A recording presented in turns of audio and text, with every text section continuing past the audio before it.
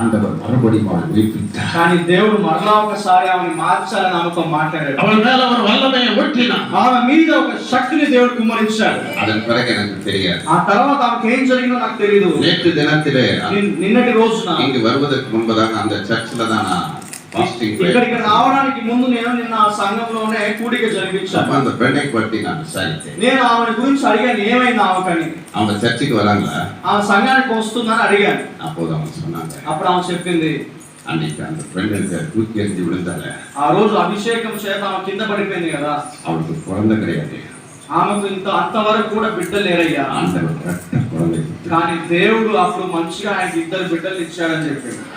కవల పిల్లలు ఇచ్చాడని చెప్పింది. హల్లెలూయా, హల్లెలూయా, హల్లెలూయా, హల్లెలూయా. ఆండవర్టే ఎంత నిలైన నీకు వందరుగాను సరి. ఈ రోజు దేవుడి సన్నిధిలోనికి మీరు ఏ పరిస్థితిలో వచ్చినా గానీ அவர் உங்கள் வாழ்விலே ஒரு பரிபூர்ణ நன்மை நான் நடத்தும். ఆయన మీ జీవితంలో ఒక పరిపూర్ణమైన మేలు చేత నింపుతాడు. உங்களை தொடுவார், మిమ్మల్ని ముట్టుతాడు. హల్లెలూయా, హల్లెలూయా. 2 வருஷமான அந்த கூனிய ஆண்டவர் విడుదలయాకి. మన బైబిల్లో చూసినట్లయితే కూని చేత ఉన్న ఒక స్త్రీని దేవుడు 18 సంవత్సరాలు ఉంది ఆమె. பிசாசின் பிடியில இருந்த அந்த பெண்ணை விடுதலையாக்கி, సాతాను బంధకం నుంచి ఆమెను విడిపించాడు దేవుడు. 18 வருஷமாయింది அந்த கூனி விடுதலையாக்கி. 18 సంవత్సరాలుగా ఆమె కూని చేత ఇబ్బంది పడుతుంది సాతాను బంధకం చేత. இன்னைக்கு அவளுக்கு 18 வருஷம் ஆச்சு. ఎందుకు ఆమె స్వస్థత పొందుకోవడానికి 18 సంవత్సరాలు అయ్యాయి? அவ சர்ச்சில தான் இருந்தா, సంఘంలోనే ఉండింది, ஆனா அவ வாழ்க்கையில, కానీ ఆమె జీవితంలో యేసు வாழ்க்கையில இல்ல. యేసు ఆమె జీవితంలో లేడు. ఆమె సంఘంలోనే ఉంది, కానీ యేసు ఆమె జీవితంలో లేడు. அவ வாழ்க்கையில சந்திக்கப்படல, ఆమె దేవుని దర్శించలేదు. யாரோட வாழ்க்கையில இயேசு சந்திக்கிறாரோ, ఎవరెవరి జీవితంలో అయితే యేసే దర్శిస్తాడో అన్னைக்கு உங்களுக்கு విడుదల. దేవుడు దర్శించినప్పుడే విడుదల జరుగుతుంది. అన్னைக்கு உங்களுக்கு అద్భుతం, అప్పుడే మీకు అద్భుతం జరుగుతుంది. இன்னைக்கு நிறைய பேருடைய வாழ்க்கையில இயேசுவிடத்துல முழுமையா வருவதில்லை. చాలా మంది ఈ రోజు సంఘానికి వచ్చే వాళ్ళు పూర్ణ మనసుతో రావట్లేదు. அந்த பெண்ணுடைய வாழ்க்கையில ஆண்டவர் விடுதலை கொடுத்தார். ఆమె జీవితంలో దేవుడు ఒక మార్పునిచ్చాడు, విడుదలనిచ్చాడు. அவளுக்கு விடுதலை கிடைத்ததற்கு ஒரே ஒரு காரணம் தான். ఆమెకి ఎందుకు విడుదల దొరికింది, దానికి కారణం ఏంటిదంటే அவன் போற சர்ச்சில இயேசு வந்தார். ఆమె వెళ్ళే సంఘానికి యేసయ్య వచ్చాడు. హల్లెలూయా, హల్లెలూయా. என்னைக்கு இயேசு உங்க வாழ்க்கையில சந்திக்கப்படுறாரோ, ఎప్పుడైతే యేసు మిమ్మల్ని దర్శిస్తాడో அன்றைக்கு உங்களுக்கு விடுதலை, అప్పుడు మీకు విడుదల జరుగుతుంది. அன்றைக்கு உங்களை தொட ஆண்டவர் விரும்புகிறார். అప్పుడు దేవుడు మిమ్మల్ని తాకడానికి వస్తాడు.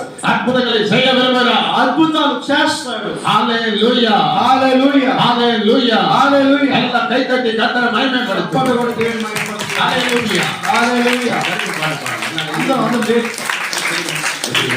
అందరూ లేచి నిలబడండి, లేచి నిలబడండి. అయ్యా తెలుగు పాట పాడు. లేచి నిలబడండి, అందరూ కూడా పాటలు పాడితే ఒక పాట పాడి దేవుని మాదిరి. హల్లెలూయా, హల్లెలూయా, హల్లెలూయా. రాజా నీ సన్నిధిలోనే ఉంటానయ్యా, మనసారా ఆరాధిస్తూ. రాజా నీ సన్నిధిలోనే ఉంటా. ఉద్యోగం గట్టిగా చెప్పకూడదు.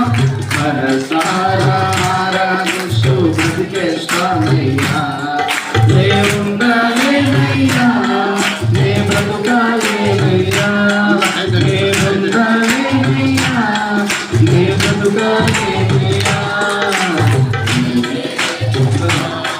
నే ఉండాలేనయ్యా, నీ తోడే లేకుండా నే బ్రతుకాలేనయ్యా, నీవే లేకుండా నే ఉండాలేనయ్యా, నీ తోడే లేకుండా నే బ్రతుకాలేనయ్యా. రాజా నీ సన్నిధిలో ఉంటానయ్యా, మనసారా ఆరాధిస్తూ బ్రతికేస్తానయ్యా. యేసు రాజా నీ సన్నిధిలో ఉంటానయ్యా. గట్టిగా చెప్పండి. మనసారా ఆరాధిస్తూ బ్రతికేస్తానయ్యా, నీ ఉండాలేనయ్యా, నీ బ్రతుకాలేనయ్యా, ఉండాలేనయ్యా, నీ బ్రతుకాలేనయ్యా, నీవే లేకుండా నేనుండాలేనయ్యా, నీ తోడే లేకుండా నే బ్రతుకాలేనయ్యా, నీవే లేకుండా నేనుండాలేనయ్యా, నీ తోడే లేకుండా నే బ్రతుకాలేనయ్యా, నీవే లేకుండా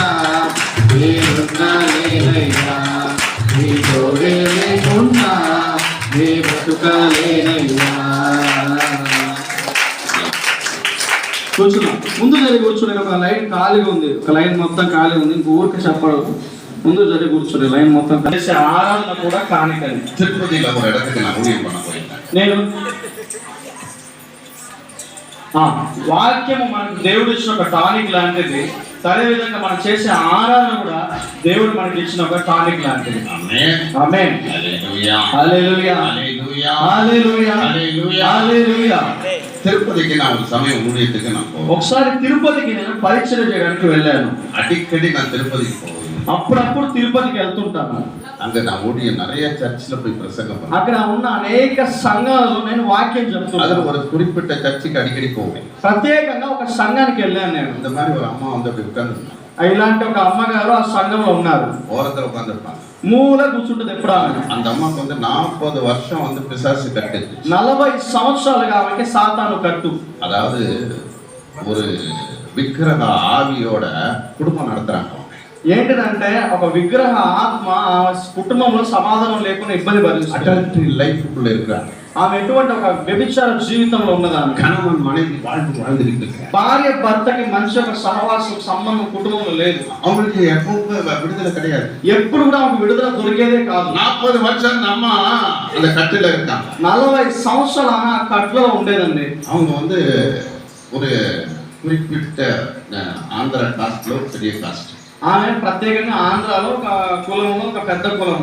நான் பேர் சொல்ல కులం మనకు సంబంధం లేదు, చెప్పాల్సిన అవసరం లేదు. ஏன்னா ஜாதிக்கு இயேசு. ఎందుకంటే దేవుడికి కులములతో జాతులతో సంబంధం లేదు. ஹல்லேலூயா హల్లెలూయా. சர்ச்சுக்கு வந்துட்டா அவருடைய ரத்தத்தினால கழுவப்பட்ட ஜாதி எதுவுமே கிடையாது. సంఘానికి వచ్చినాం అంటే ఆయన రక్తం చేత కడగబడ్డామంటే మనం ఒకే జాతి. ஆனா இருந்தாலும் அந்த అమ్మ அப்படிப்பட்ட ஒரு இதுல இருந்தா. కానీ ఆమె ఏమనుకునేదంటే నేను పెద్ద కులము అని అనుకునేదాన్ని. நான் தேவ செய்தி கொடுத்துருக்கேன். அன்னைக்கு வந்து விநாயகர் சதுர்த்தி. ఆ రోజు వినాయక చవితి పండుగ జరుగుతా ఉంది. பிரசங்கம் பண்ணிக்கிட்டே இருக்கிறேன். నేను వాక్యం చెప్తా ఉన్నాను. கர்த்தருடைய வெளிச்சத்தை பத்தி பேசி అక్కడ దేవుడి వెలుగును గురించి నేను ప్రసంగించాను. அந்த అమ్మ పొత్తుతా అவ்வளவு வந்துச்சு. నేను దేవుడి వెలుగును గురించి ప్రసంగం చేసినప్పుడు ఆమె దిక్కున ఎగిరి పడి అవతల పడిపోయింది. அந்த అమ్మకుల துப்புரவு ஆவி ஸ்பிரிட் ఉంటే ఆమె జీవితంలో అటువంటి ఒక పాపము చేసే ఒక ఆత్మ ఆమె క్రియ చేస్తా ఉంది. அன்னைக்கு விடுதலை ஆனது அந்த அம்மா. అప్పుడు విడుదలైంది ఆమెకి. மைக்க பிடிச்சிட்டு தெலுங்கு ஆராதனை பாட்டு பாடினாங்க. మైక్ పట్టుకొని అందరూ ఆ సమయంలో తెలుగు ఆరాధన చేస్తా ఉన్నారు. 82 వయసు వరకు வாழ்ந்து 82 సంవత్సరాలు జీవించి యేసుக்காக జీవించారు.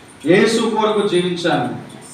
ஒரு நல்ல விசுவாசியாக பலி. ఇప్పుడు ఆ రోజు మారిపోయిన ఆమె 82 సంవత్సరాలు దేవునికి మంచి విశ్వాసంగా జీవించింది. ஆலயத்தில் நீ இருக்கும்போது அந்த நன்மை உன் வாழ்க்கையில வரும். దేవుని సంఘంలో ఉన్నప్పుడు ఆ మేలు నీ జీవితంలోకి వస్తుంది. தேவனுடைய ஆலயத்தில் வரும்போது அற்புதத்தை ஆண்டவர் செய்கிறார்.